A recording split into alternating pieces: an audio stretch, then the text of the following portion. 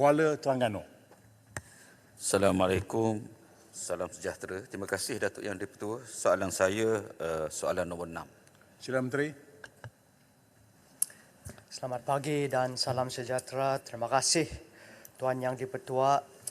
Untuk makluman ahli yang berhormat, Dasar Bioteknologi Negara 2.0 atau juga dikenali sebagai DBN 2.0 telah dilancarkan pada 12 hari bulan September tahun 2022 untuk memfokuskan kepada 3 teras utama, iaitu yang pertama, bioteknologi pertanian dan jaminan makanan. Yang kedua, bioteknologi penjagaan kesihatan dan kesejahteraan. Dan yang ketiga, bioteknologi perindustrian dan ekonomi kitaran.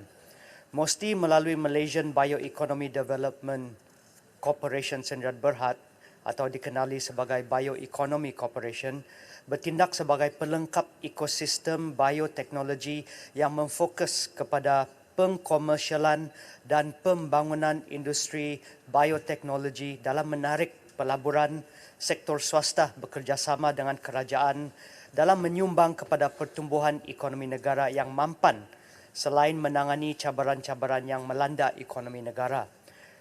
Bioeconomy Corporation menyediakan perkhidmatan fasiliti yang menyeluruh kepada semua pemegang taru industri melalui program-program yang berimpak tinggi seperti penganugerahan status Bionexus dan program pemecut berasaskan bio atau BBA kepada syarikat-syarikat swasta yang terpilih yang menjalankan aktiviti berasaskan bioteknologi dalam 3 bidang utama, iaitu pertanian, penjagaan kesihatan dan industri. Bioteknologi dilihat sebagai satu penyelesaian unggul terhadap cabaran sekuriti makanan dari sudut pengurangan kos input dan bahan mentah dengan aplikasi teknologi berasaskan bio seperti yang pertama, pengeluaran sumber protein alternatif daripada serangga atau tumbuhan sebagai makanan haiwan seperti black soldier fly. Yang kedua, memperluas penggunaan baja bio dan kompos yang lebih kompetitif dan mampan yang mampu untuk meningkatkan hasil pengeluaran.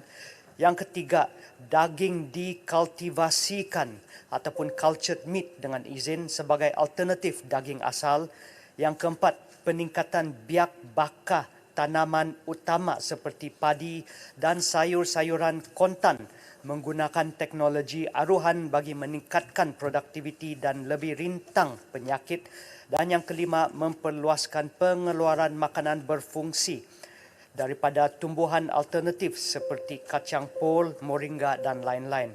Sehubungan dengan itu, selaras dengan Dasar Bioteknologi Negara 2.0, mesti dengan kerjasama agensi-agensi di bawahnya akan sentiasa komited dalam melaksanakan usaha memperkukuh ekosistem bioteknologi sedia ada bagi menyelesaikan cabaran sekuriti makanan negara. Sekian dan terima kasih. Kuala Terengganu, silakan. Malaysia adalah sebuah negara yang kaya dengan biodiversiti. Sepatutnya ia menjadi sumber kekayaan yang utama di dalam negara kita. Di bawah dasar bioteknologi negara 1.0, kerajaan telah menetapkan sasaran Malaysia akan mempunyai sekurang-kurangnya 200 syarikat Bionexus ketika itu menjelang tahun 2020. Manakala di bawah DBN 2.0 yang disebut oleh Bagi Menteri tadi, kerajaan menetapkan sasaran 30% syarikat Bionexus ke peringkat global dan 70% syarikat Bionexus di peringkat tempatan kekal aktif serta 3 syarikat bioinovasi berstatus unicorn menjelang 2030. Adakah kita telah mencapai sasaran mempunyai 200 syarikat Bionexus ini? Berapa syarikat yang telah berjaya melepasi cabaran dalam peringkat soon to be unicorn dan berpotensi tinggi untuk menjadi syarikat bioinovasi berstatus unicorn? Terima kasih. Sila Menteri. Terima kasih ahli yang berhormat. Pertamanya saya ingin untuk mengucapkan terima kasih kepada ahli yang berhormat sebab saya nampak soalan-soalan daripada ahli yang berhormat ini sentiasa cakna dan prihatin tentang isu-isu STI dan juga peranan dalam pembangunan ekonomi negara. Selalu tanyakan soalan yang sangat konstruktif dan juga memainkan peranan baik sebagai semak dan imbang, tanya adakah kita sudah mencapai sasaran kita dan sebagainya. Terima kasih Ahli yang berhormat. Untuk maklumat Ahli yang berhormat, di bawah DBN 1.0 sebenarnya sasarannya adalah 20 syarikat global, bukan 200. 20 syarikat global BioNexus menjelang tahun 2020. Setakat Januari 2023, kita telah melepasi sasaran itu dengan 30 syarikat BioNexus global, dan pada tahun 2022 kita telah mencatatkan nilai ekspor sebanyak ringgit Malaysia 369 juta. Berkaitan pula dengan sasaran untuk mencapai yang selebihnya di bawah DBN 2.0. Di bawah DBN 2.0 kita ada 30% sasaran BioNexus untuk ke peringkat global dan 70% syarikat BioNexus yang aktif secara tempatan. Setakat Januari tahun ini kita ada 235 syarikat yang berstatus BioNexus, dan kita akan bekerjasama dengan agensi-agensi yang lain seperti Meranti dan Cradle Fund untuk mengenal pasti mana-mana syarikat untuk dibangunkan hingga ke status unicorn di bawah Pelan Hala 7 yang dikenali sebagai. Sekian dan terima kasih. Terima kasih Kuala Selangor. Terima kasih Datuk Yang Ketua. Sementara saya sangat teruja dengan perbincangan yang dibuat oleh Kuala Terengganu dan juga daripada Menteri. Saya mengingatkan kita juga pada waktu yang sama, andainya DBP ataupun DBN ini, DBN 2.0 ini juga perlu memberikan sedikit perhatian kepada bukan saja keterjaminan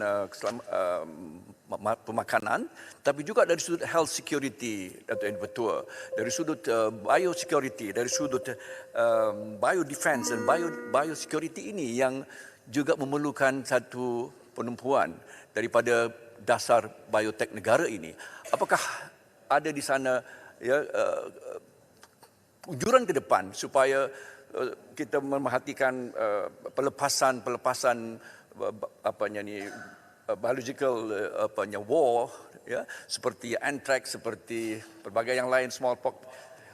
Apakah ada perhitungan mesti untuk kita kekalkan atau untuk kita berikan tumpuan juga daripada kita punya BioNexus, syarikat-syarikat ni satu yang memberikan tumpuan kepada biosecurity dan biodefense. Terima kasih. Baik, terima kasih. Menteri, take your time to answer. Very, very compact soalan. Terima kasih Tuan Yang Dipertua. Terima kasih juga ahli berhormat daripada Kuala Selangor. Memang bukan senang soalan-soalan yang ditanya oleh YB seperti YB Kuala Selangor. Saya akan cuba sedaya upaya untuk menjawab. Sekiranya berdasarkan angka statistik yang saya bagikan sebentar tadi, kita ada 235 syarikat di negara kita yang berstatus BioNexus. Daripada 235 syarikat ini, lebih daripada separuh, iaitu 59% ataupun sebanyak 138 syarikat adalah dalam bidang pertanian untuk bantu negara menyelesaikan cabaran keselamatan makanan. Sebab sekarang itu adalah keutamaan kita, bantu negara menyelesaikan masalah keselamatan makanan. Kan lebih banyak syarikat untuk menceburi bidang-bidang tersebut dan menerokah bidang bioteknologi. Kita ada pelbagai insentif dalam kerajaan, dan baru-baru ini yang amat berhormat Perdana Menteri telah bentangkan dalam Belanjawan 2023 bahawa syarikat yang berstatus BioNexus ini akan diberikan pengecualian cukai sebanyak 100%, iaitu insentif yang sangat baik untuk industri ini. Sekian dan Terima kasih kepada Baik. Menteri. Terima